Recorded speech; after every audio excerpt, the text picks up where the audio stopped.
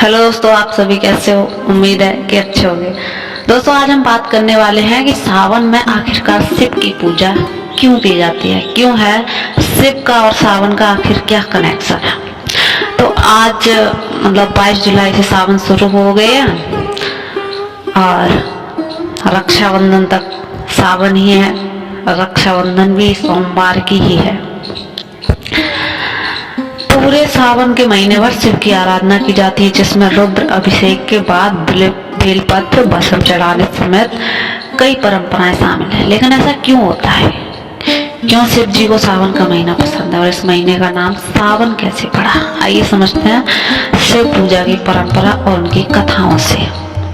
सावन दक्षिणायन में आता है, जिसके देवता शिव है, इसलिए इन दिनों उन्हीं की आराधना शुभ फलदायक होती है। सावन के दौरान बारिश का मौसम होता है। पुराणों के मुताबिक शिव जी को चढ़ने वाले फूल पत्ते बारिश में ही आते हैं, इसलिए सावन में शिव की पूजा की परंपरा बनी हुई है। अगर स्कंद पुराण में माने तो भगवान शिव ने सनत कुमार को सावन महीने के बारे में बताया कि मुझे श्रावण बहुत प्रिय है। इस महीने की हर तिथि व्रत और हर दिन पर्व होता है, इसलिए इस महीने नियम संयम से रहते हुए पूजा करने से शक्ति और पुण्य बढ़ता है।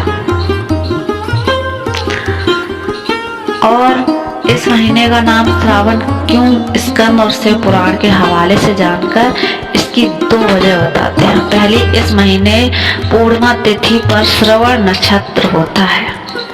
इस नक्षत्र के कारण ही महीने का ये नाम पड़ा। दूसरी वजह है, भगवान शिव ने सनत कुमार को बताया कि इसका महत्व सुनने के योग्य है, जिससे सिद्धि मिलती है, इसलिए उसे श्रावण कहते हैं। इसमें निर्मलता का गुण होने से आकाश के समान है, इसलिए इसे नभा भी कहा गया है। सावन का महत्व बताते हुए महाभारत के अनुशासन पर्व में अंगिरा ऋषि ने कहा कि जो इंसान मन और इंद्रियों को काबू में रखकर एक वक्त खाना खाते हुए श्रावण मास बिताता है, उसे कई तीर्थों में स्नान करने जितना पुण्य मिलता है। आखिरकार क्यों करते हैं रुद्राभिषेक? सावन में ही समुद्र मंथन हुआ था, जिसमें हलाहल विष निकला था, जिससे भगवान शंकर ने अपने गले में धारण कर दुनिया को बचाया। लेकिन इस जहर से उनके शरीर में गर्मी बढ़ी। जहर के असर को कम करने के लिए देवी देवताओं ने उन पर जल चढ़ाया, इसलिए शिवलिंग पर अभिषेक करने की परंपरा बनी हुई है। और बेलपत्र क्यों चढ़ाते हैं?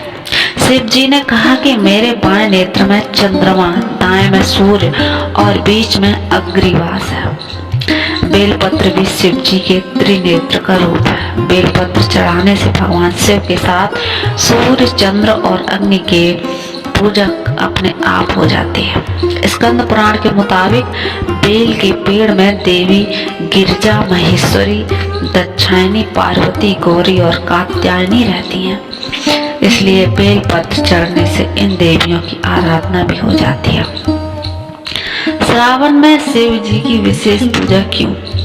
मार्कंडू ऋषि के पुत्र मार्कंडेय ने लंबी उम्र के लिए श्रावण में ही घोर तप कर शिव जी की कृपा प्राप्त की थी, जिससे यमराज भी मार्कंड के प्राण नहीं ले सके और वो अमर हो गए। इसी वजह से लंबी उम्र पाने, अकाल मृत्यु और बीमारियों से छुटकारा के लिए सावन में शिव जी का विशेष पूजा की जाती है। शिव जी को क्यों चढ़ाते हैं भस्म? शिव पुराण के मुताबिक बिना भस्म के शिव पूजा अधूरी रहती है। लेकिन शिव जी भस्म क्यों लगाते हैं, इस बारे में जानकारी कहना है कि दक्ष प्रजापति ने शिव जी का अपमान किया तो सती ने हवन कुंड में जलकर प्राण त्याग दिए। जब शिव जी ने सती की चिता की भस्म खुद पर लगाई, तब से शिव जी को भस्म लगाने की परंपरा शुरू हुई।